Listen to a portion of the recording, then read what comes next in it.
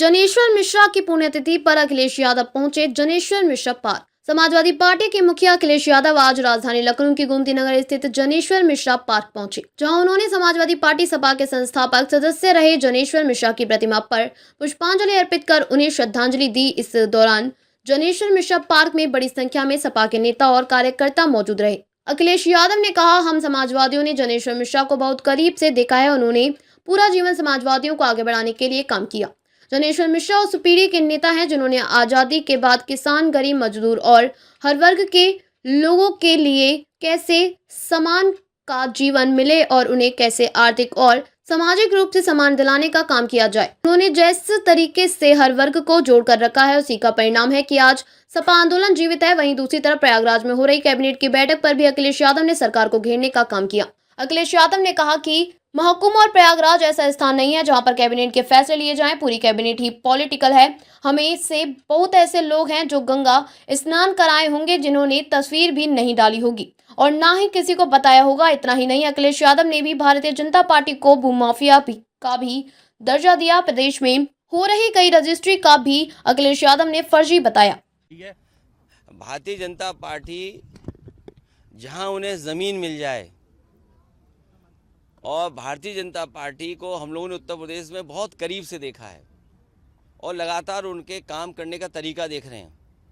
जिस तरीके से भारतीय जनता पार्टी सबसे बड़ी भूमाफिया बनकर के आई है, किसी ज़िले की आप रजिस्ट्रियाँ चेक कर लो। और अगर ये बात सही नहीं है तो मैं अपने पत्रकार साथियों से कहूँगा कि लखनऊ की जितनी भी रजिस्ट्रियाँ हुई हैं, अयोध्या जैसी धार्मिक धरती, प्रभु श्री राम की धरती, वहाँ की रजिस्ट्रियाँ चेक कर लें, गोंडा तक की चेक कर लें। सबसे ज़्यादा आप भारतीय जनता पार्टी के लोगों को पाओगे ये वक्फ की ज़मीन को केवल कब्जा करना चाहते हैं। ये विवाद ख़त्म नहीं करना चाहते हैं, कोई झगड़ा नहीं ख़त्म करना चाहते हैं। विवाद कैसे और बढ़े, कैसे लोगों को दबाया जाए, कैसे समाज में नफरत फैले, किस तरीके से नफरत का सहारा लेके राजनीति कर सकें, उस रास्ते पे भारतीय जनता पार्टी चलती है। उसी के लिए समय समय पर वो कानून लाती है। सर, दिल्ली कब जा रहे हैं?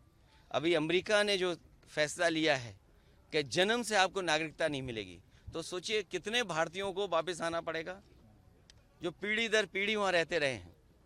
अगर कहीं ऐसा फैसला हो गया कि अमेरिका में रहने वाले भारतीय वापस आएंगे, तो ये सरकार क्या करेगी? उसमें क्या कर रही है सरकार?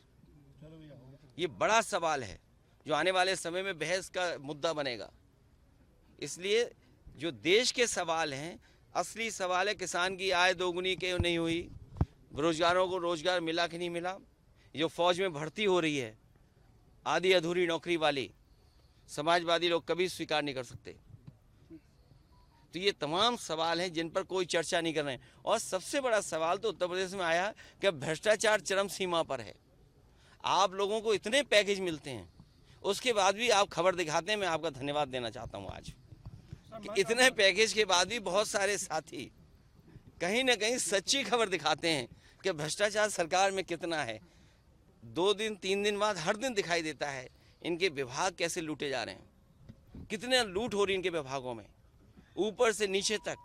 और फिर सबसे बड़ा गोरख धंधा तो वो चल रहा है, गंगा एक्सप्रेसवे का तो नहीं कहेंगे अभी क्योंकि वो पूरा नहीं हुआ।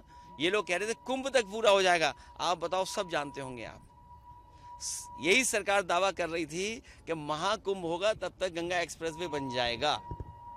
पूर्वांचल एक्सप्रेसवे में जो लिंक जोड़ा है गोरखपुर, उससे बड़ा गोरख धंधा कहीं नहीं हुआ होगा जो वहाँ दिखाई दे रहा है। 22 में बनना था, आज से नहीं बन पाया। 7,000 करोड़ की योजना है। तो ये वो सवाल हैं जिसका जवाब भारतीय जनता पार्टी पे नहीं है। घर घर जल, उसमें कितनी उंगली उठी है, पूरे गांव खोद दिए गए। उन बातों को अभी स्पष्ट सरकार के लोग ही किसी न किसी दिन कहेंगे। जिस तरीके से अगर किसी से भ्रष्टाचार के सवाल पूछो तो वो श्लोक सुनाने लगते हैं। किसी विभाग में अगर आप सच्चाई से उन मंत्रियों से पूछोगे तो वो भी आपको श्लोक सुना सकते हैं।